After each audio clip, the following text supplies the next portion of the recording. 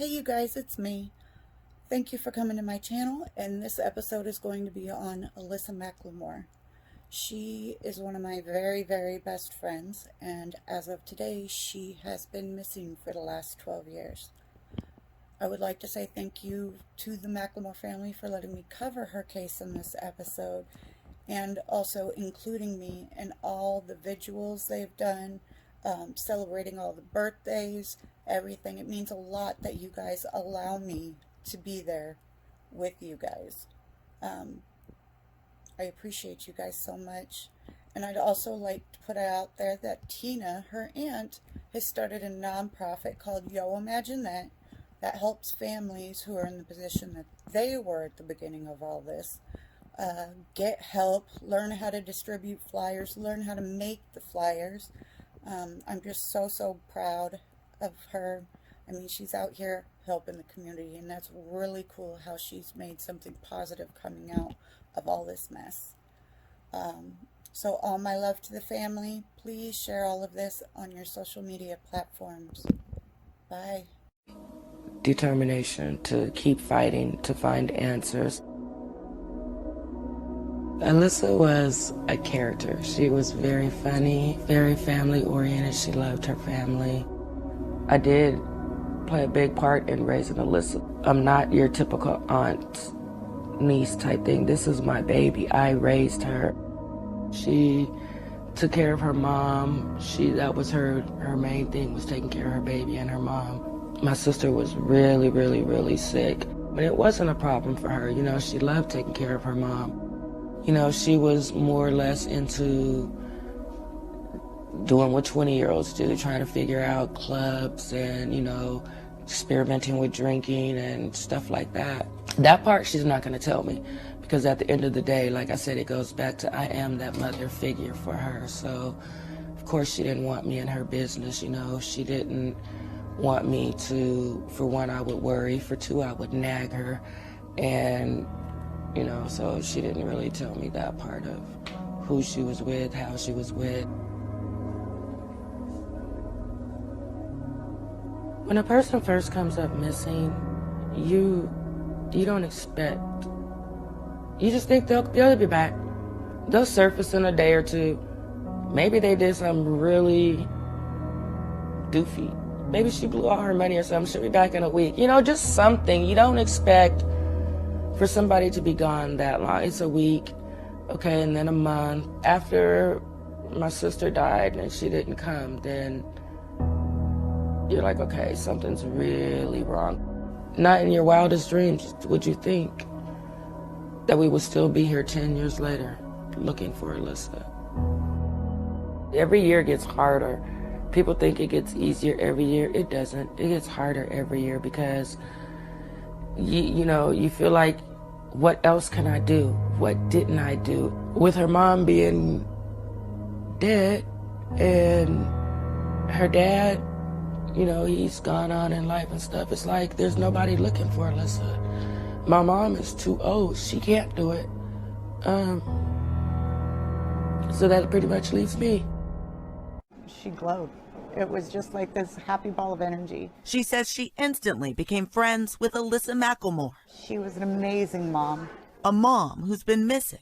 It's been a journey. It's been a decade filled with some determined times. It's still really hard. And also desperate ones.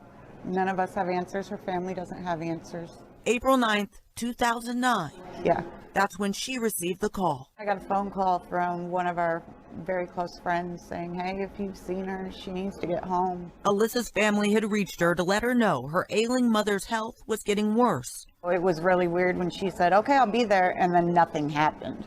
Like, that really set off the family, and 3 days later, there's still no Alyssa, and her mom passes. Kent police say a 911 call came from Alyssa's phone. A woman's voice could be heard yelling for help, then the call cut off. Police were unable to trace the caller's exact location. After that, we don't know what happened. There wasn't any more to go off of. It's a mystery that has baffled detectives. 10 years ago tonight, 21-year-old Alyssa Mclemore left her home in Kent. The last call she would make was to 911, screaming for help. The line went dead and Mclemore vanished without a trace. Now her family is determined to find answers. When someone comes up missing, you just never imagine it would be for so long and then just vanish without a trace. It's unbelievable. For 10 years, Tina Russell has worked tirelessly to answer one question. What happened to her fun-loving 21-year-old niece, who was a doting mother of her 3-year-old girl and a loving family caretaker? Tina believes someone watching this is keeping a secret. It's time to come forward. It's time to tell the truth, get it off your conscience. I used to say, tell us before we die, one of us dies, but you need to tell us before you die. That's how I feel. On April 9, 2009, Alyssa's family called to tell her her sick mother, who Alyssa helped care for, was taking a turn for the worse, and Alyssa told them she'd be right home. Police say 3 hours later, Alyssa made her last call for help. She called 911, and she screamed for help. So there is no way that anybody can convince me she left on her own. 3 days after that, Alyssa's mother died, and through the funeral and beyond, there was no sign of her. We all love you and miss you dearly. Her friends and family rallied, asking for help, not knowing where to search. Anything to uncover just to find out, oh God, where our loved one is. But we're crying out, oh God, unto you, Father, to reveal, oh God, the location, Lord. Kent detectives worked for weeks to track Alyssa's phone and the location of her call, but since her phone was not equipped with GPS, they had no answers. We're just desperate. We're desperate for answers. And by all means, we're going to find them.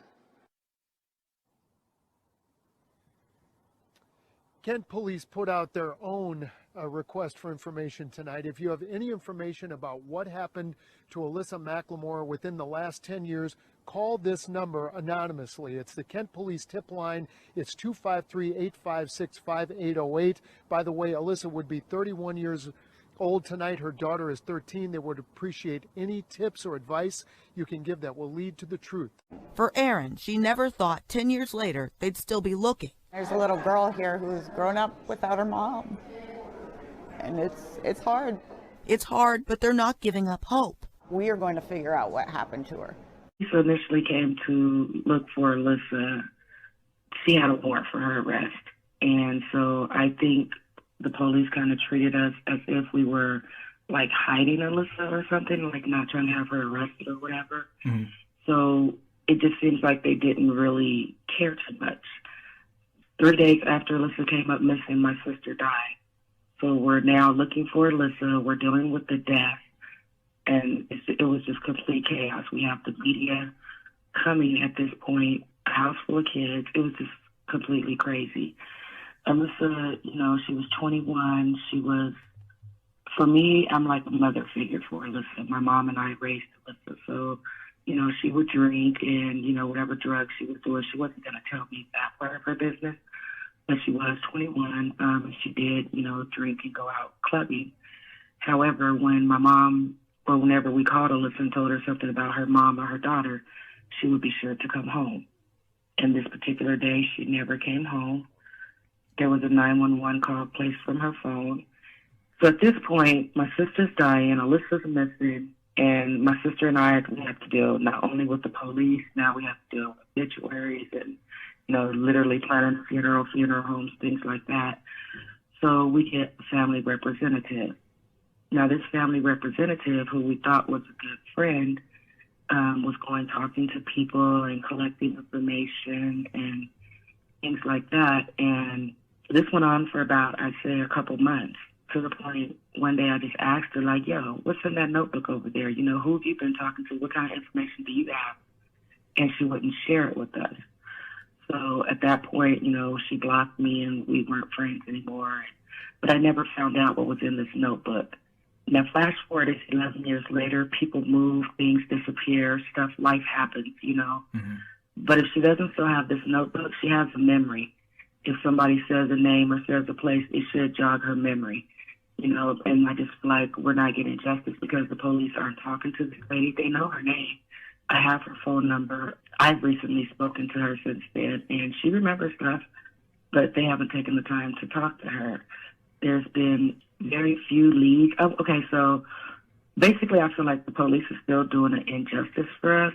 Mm-hmm. However, my detective is doing as much as he can do, so I don't want to be unfair to him, because I really can call this new detective like anytime with any information, and he'll come meet me, and talk to me or whatever it is that I suggest.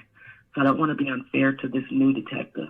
For the last 8 years up until this new detective, actually the last 9 years up until this new detective, it wasn't like that. There was no communication from the police.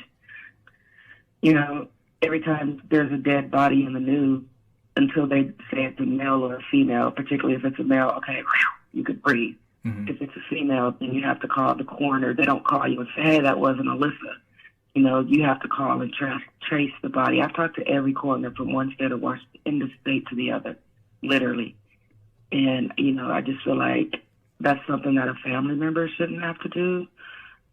Mm-hmm. I don't know, it's a lot. There's so much. My mind is just jumping from situation. So I might have kind of lost track. I'm sorry. No, you're fine. Other point was. Well, I mean, I kind of want to go back a little bit. Like, now you said kind of talk a little bit about, like I said, Alyssa's mom was definitely sick. Was Alyssa like regularly taking care of her mom? Yes, Alyssa took care of her mom and her daughter for the most part.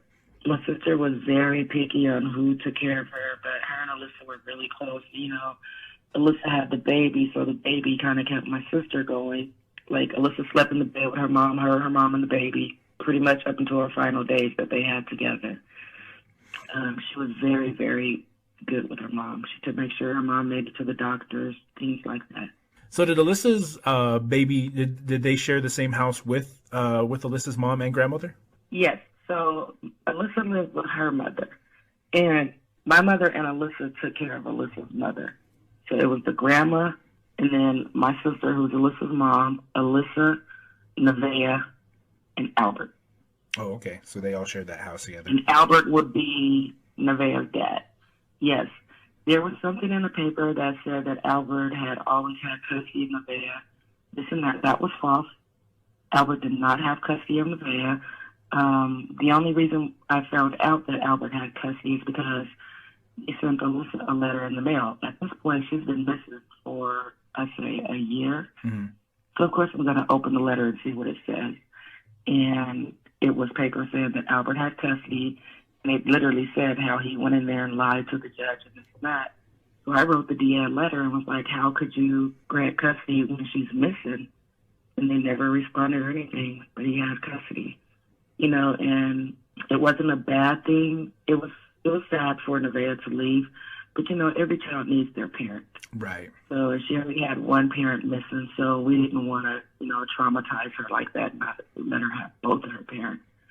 So we just agreed to let her go, and she's doing good. She's doing really good. She's an AB student. She's hit honor roll a couple times, so she's doing well. That's good. She still thinks about her mom, and, she just made posts for her 11-year anniversary of missing. She made a good post for her mom, and, things like that. For a long time, we didn't talk about her mom in front of her. Mm-hmm. And one day she was like, well, you guys don't love and miss my mom? Like, nobody talks about her.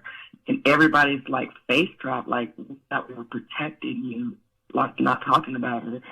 And she noticed that, and that didn't go over well. Well, I mean, so after that, we just started keeping it really real, everything really real with her. As far as and teaching her, she comes along the search. Now that she's older, she doesn't do as much as she did when she was younger, but we really involved her, like, in our searches, things like that. Now that she's older, we kind of protect her more, just to preference she's a teenager, so. I try to keep her a little more protected. I have a niece as well, so I know how that goes. But so kind of go back a little bit. I mean, you said that anytime anything would happen with Alyssa's mom, that she was usually pretty good about showing up and stuff like that. What was her travel situation like? Did she have a vehicle of her own? Alyssa did not have a vehicle of her own. She had a lot of friends, so sometimes her friends would pick her up. Sometimes she would catch the bus. I guess it just depended on how bad she wanted to get to where she was going. Back then, Uber and Lyft weren't quite popular. They didn't have that 10 years or 11 years ago. So, I mean, I Alyssa was 21, and like I said, my sister was 6, so I didn't really focus in on Alyssa in her life. I just thought, you never think it's going to happen to your family.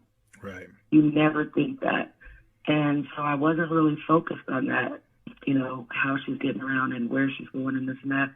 Sometimes I would ask her, she'd laugh at me, I'm grown. I did the same thing to her, so fair exchange, I guess. But now I know what I know. I mean, everybody. But it was a learning lesson through Alyssa, and it helps, the younger kids now understand why we are like we are, asking questions and things. So exactly when did you guys become aware that Alyssa was missing? Well, the police had came, and they asked my mom if Alyssa was there. And like I said, we kind of got the thing, like they weren't believing us. And then that was like April 8th. So April 9th, was it April 7th? Maybe it was the 7th. I don't really remember the dates. Like I said, everything was so crazy. But a couple of days later, we just called her in as missing, and they said that she could be gone. She's an adult, this and that. And initially, I don't think they took our report until the 911 call actually was discovered. And once the 911 call hit, then it kind of gave us a little bit more attention. Now, have you been able to actually hear that phone call? No, I have requested to hear that phone call. So, like I said, when all this happened, we got a family representative. And at that point, they were trying to discover if that was really Alyssa. So they did let people listen to the tape, the family representative and another close friend of Alyssa's. And they came back and told us it's definitely Alyssa. So, we kind of took their word for it. Basically, we did take their word for it. And then since then, it's become the main part of evidence, or one of the main keys in evidence. And so they won't let anybody hear it. I've been asking for it just about a year now. And they keep saying it's evidence, so they won't let anybody else hear it now. They tried to say no one heard it, but I called them on their BS and named the people that heard it. So then they had to, okay, these people heard it. Okay, well, why can't I hear it? Well, you will, but right now it's evidence. So, I don't know.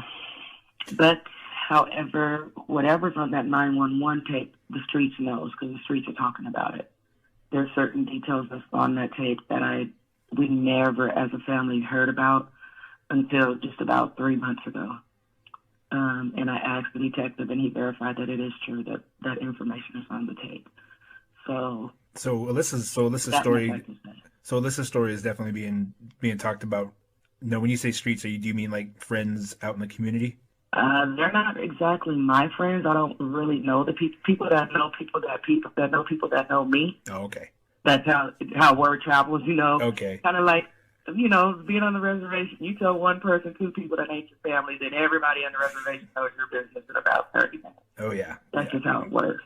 So it's pretty much the same thing, with my circle pretty much. But these people are friends of friends of friends. So, but when it came to verifying it, like I said, I went straight to the detective. Hey, this is what I heard, and hey, this is what else I heard, and the streets talking. Yes or no, and don't lie to me. If you lie, you're going to break trust. So he told me the truth.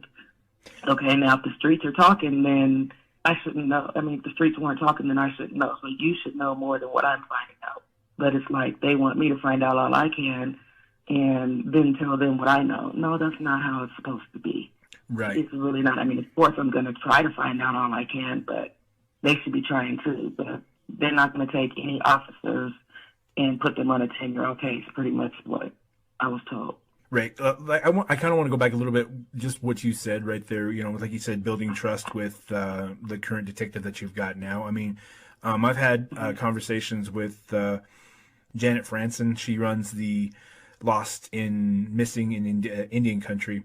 And she mentioned that as a retired homicide investigator, that's a big deal, is to have that trust and to kind of build that up. So I kind of wanted to kind of highlight that like, when it comes to law enforcement, and we've talked about this on the show, a lot about, why these cases go under the radar so much is because, there is sort of a barrier of either mistrust or like you just said, in within the reservation or the indigenous community, it's a very tight knit group. people, like you just said, people talk, people know people, know people, know people. And if you didn't know that person, then you know somebody that did, and, and so on and so forth. Right. So, Exactly. kind of curious about this. Have you or like your family ever kind of run into kind of I don't really necessarily want to, I don't know the right word for it, but some kind of like, it felt like a snag when it came to Alyssa's case because she was Indigenous? I feel like her whole case was, the first thing is even getting her identified as Indigenous. When you look at Alyssa, you can't really tell that she is. So they had her listed as Asian, and that took like 8 years to fix. So there was one thing right there, just, even getting her properly identified. Because now if she's not properly identified, well, they're saying they're finding an Asian body, so now I have to call looking for an Asian body, even though my niece is Asian. But that's what they had her down as for 8 years. It's crazy. There's so many different layers of a person coming up missing. Oh gosh. Right, and it's frustrating. Like we just said, as it's one of the reasons why Alyssa's case really jumped out at me is because there's so much coverage. There's been so much press about it, but 11 going on 11 years now. I mean, she's been missing with very little information that's been released. I understand that it's an open investigation at this point, but at the same time, it's, we run into this a lot, not just with Alyssa's case, but with hundreds and thousands of other Indigenous women missing, murdered, or, not just the women, to just the Indigenous people in general. We run into this big problem of barriers, like I said, like racial misclassification, or one of the big things that I've run into a lot when it comes to missing cases is the 24-hour rule. Now, I've talked to quite a few sources. Some say that's BS. Some say that it's not. I mean, it sounds like it's just kind of like a case-by-case basis when it comes to missing persons cases as to when you should report. And that's true, because the police departments aren't on the same page. The State Patrol will sit and tell you, oh, no, they have to take your report when you come. But then you go to your local police department and they don't take your report. Or they tell you, come back a couple of days later. It's like everybody's not on the same page. They have these meetings, and they talk about problem solve. How can they do it? But you keep having these meetings instead of having a meeting and putting something into action and see if it works already or not. They just keep having meetings. You can spend the whole year having meetings and haven't put out one of these things we talked about in a meeting into action. So that's letting us know that you just talk. You see what I'm saying? It's just talk, communication. And like I said, this police department doesn't agree with State Patrol and they're all not on the same page. So who are we supposed to listen to when you guys are talking if you guys aren't even on the same page? It's ridiculous. Yeah, definitely. Like I said, it becomes kind of like what Janet referred to as hot potato when it comes to these cases. It's a jumble between one jurisdiction basically tossing this case to another jurisdiction. I mean, you've got... I like that Janet person. Yeah, she's on it. I like that. Yeah, it's basically, one jurisdiction. You got, one county playing hot potato, saying, oh, it's this county, or it's counties with highway patrol, or state, or federal with Indigenous cases. I mean, federal is kind of what we have here as well. So I mean, like I said, it's just jurisdictional things, like you said, playing hot potato with these cases like that. Exactly. So a couple of things about the last sightings of Alyssa. Now, some of there was, from what I read, the two can almost be the same. They can almost be the same witness, kind of talking about how they had seen Alyssa talking to somebody appeared to be in their 50s, 60s, in a green truck near 30th Avenue South and Kent Des Moines Road. Mm-hmm. Do you have any comment on that? That is true. That is the last time Alyssa was supposedly seen. Again, the streets have a whole different story, but I can't really go into what I do know or other things that are coming in. However, that is the last official sighting that we heard. Right there's different freeways. So you can go to I-5 north or south from there. If you go straight down that hill, you'll run into another set of freeways, which takes you to 167. If you go south, you can hit another freeway, you know. So there's all kind of ways that they could have left there.